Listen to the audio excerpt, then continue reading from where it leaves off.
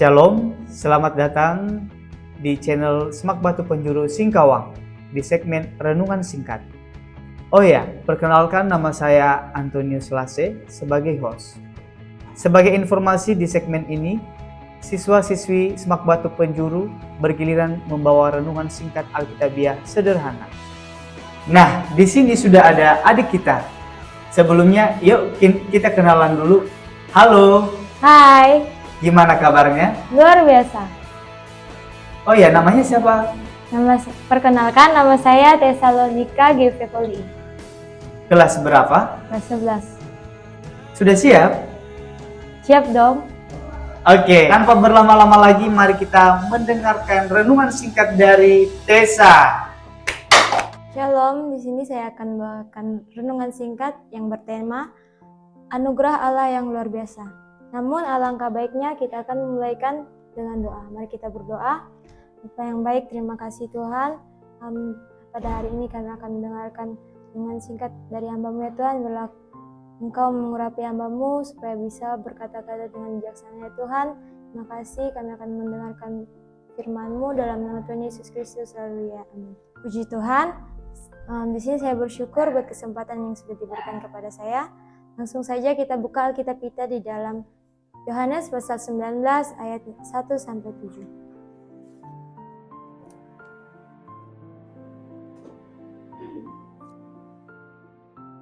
Saya akan membacakannya untuk kita semua. Yohanes pasal 19 ayat 1 sampai yang ke-7.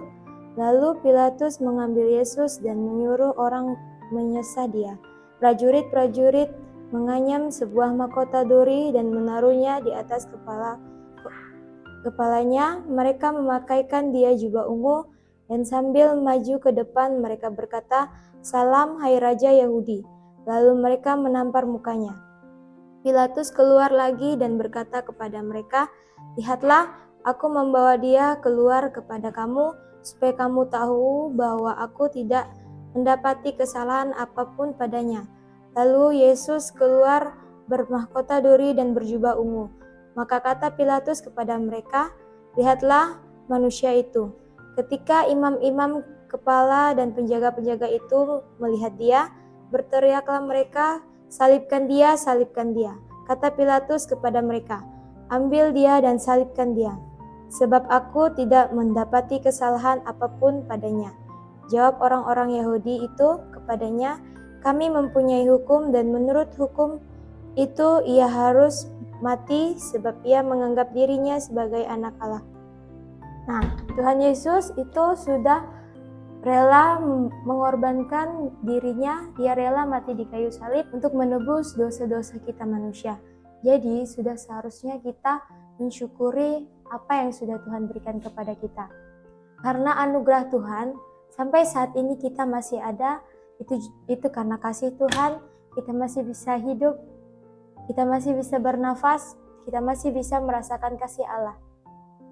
Seharusnya kita sebagai orang percaya, kita harus lebih bersyukur lagi, karena tanpa Tuhan, kita tidak bisa ada sampai sekarang ini.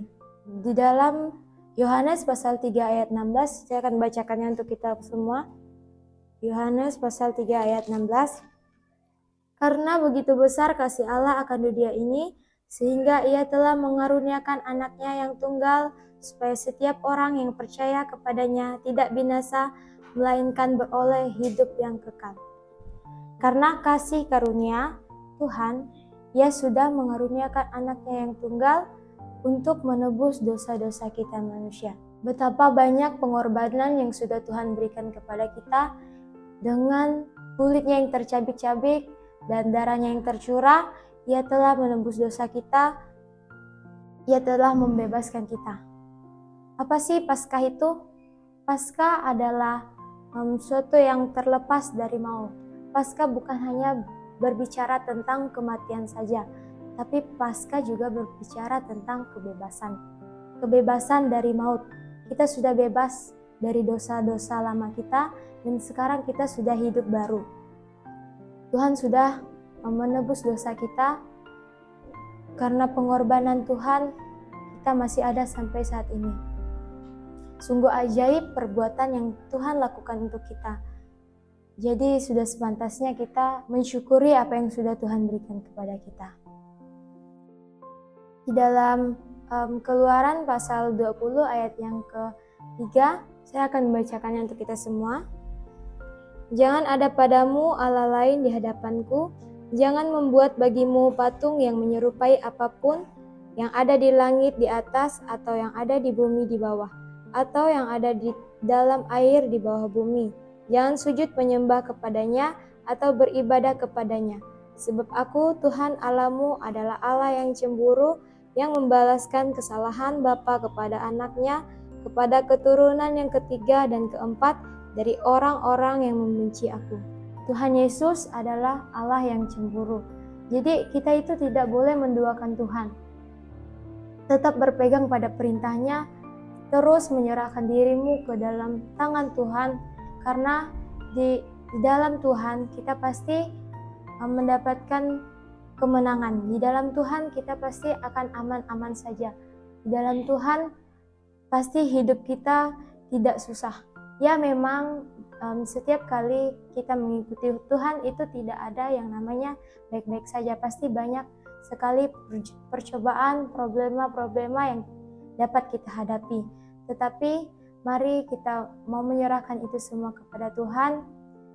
Kita berdoa, kita minta pertolongan dari Tuhan, dan selalu menyerahkan diri kepada Tuhan. Di ayat yang ke-6, Keluaran pasal 20 ayatnya yang ke-6, tetapi aku menunjukkan kasih setia kepada beribu-ribu orang, yang yaitu mereka yang mengasihi aku dan yang berpegang pada perintah-perintahku. Tuhan mengasihi kita, dan Tuhan itu tidak akan meninggalkan kita. Dia tetap menunjukkan kasih setianya kepada orang-orang yang berpegang pada perintah-perintahnya. Di dalam nats ini saya mengambil 2 poin, yaitu poin yang pertama, bagaimana kita dapat merasakan kasih atau anugerah Allah yang luar biasa itu. Yang pertama, jauhkanlah dirimu dari segala jenis kejahatan. Jauhkan sama juga dengan kita menghindari. Hindarilah segala jenis kejahatan. Tetap berpegang pada perintah Tuhan. Tetap berjalan pada jalan yang benar. Jangan melenceng di jalannya Tuhan. Ketika kita sudah tahu firman, hendaklah kita mengikuti firman itu. Hendaklah kita mempraktikkan firman itu dalam kehidupan kita sehari-hari. Sebagai orang percaya, kita harus selalu bersyukur kepada Tuhan, kita harus selalu menyerahkan kehidupan kita kepada Tuhan. Jika kita ada masalah, kita ada persoalan, mari kita berdoa, kita minta pertolongan kepada Tuhan. Jangan malah kita pergi ke tempat-tempat lain. Poin yang kedua itu adalah mengandalkan Tuhan. Mengandalkan berarti kita menyerahkan seluruh kehidupan kita kepada Tuhan. Tuhan tidak akan pernah meninggalkan orang-orang yang selalu mengandalkan Dia.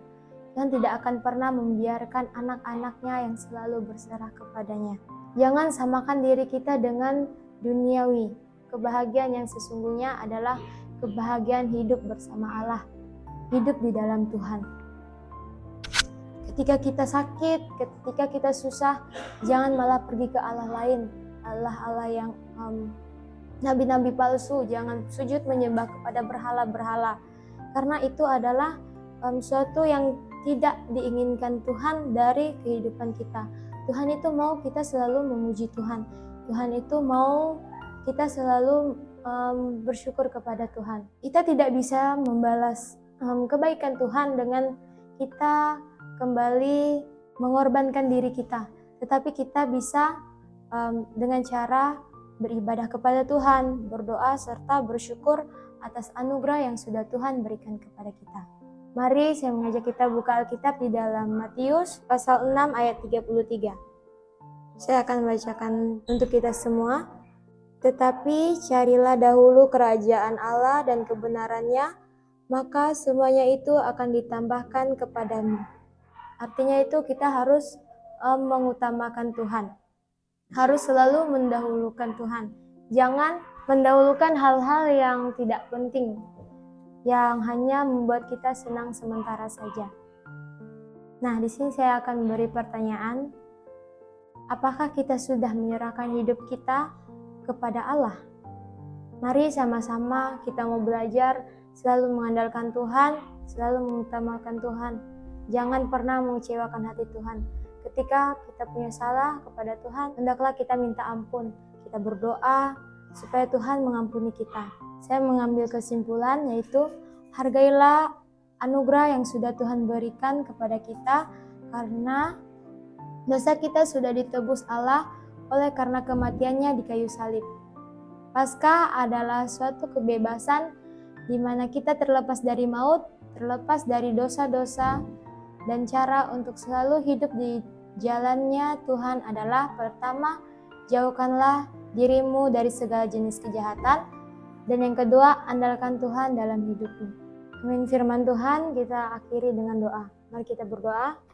Bapa yang baik, terima kasih Tuhan, pada hari ini hamba-Mu sudah selesai berbicara ya Tuhan, dan biarlah setiap orang-orang yang mendengarkan firman ini boleh dapat terberkati ya Bapa. Terima kasih, hamba-Mu sudah berdoa, mengucap syukur, haleluya, amin. Nah, demikianlah renungan singkat dari adik kita. Kalau ada kesalahan dan penyampaian dalam kutipan ayat atau referensi, tolong dikoreksi ya. Silahkan komen di kolom komentar ya teman-teman, supaya kita saling membangun diskusi yang positif. Oh iya, terima kasih buat kalian yang sudah menonton sampai menit ini. Dan jangan lupa bantu channel ini agar lebih berkembang ya. Sampai ketemu di video selanjutnya. God bless you all.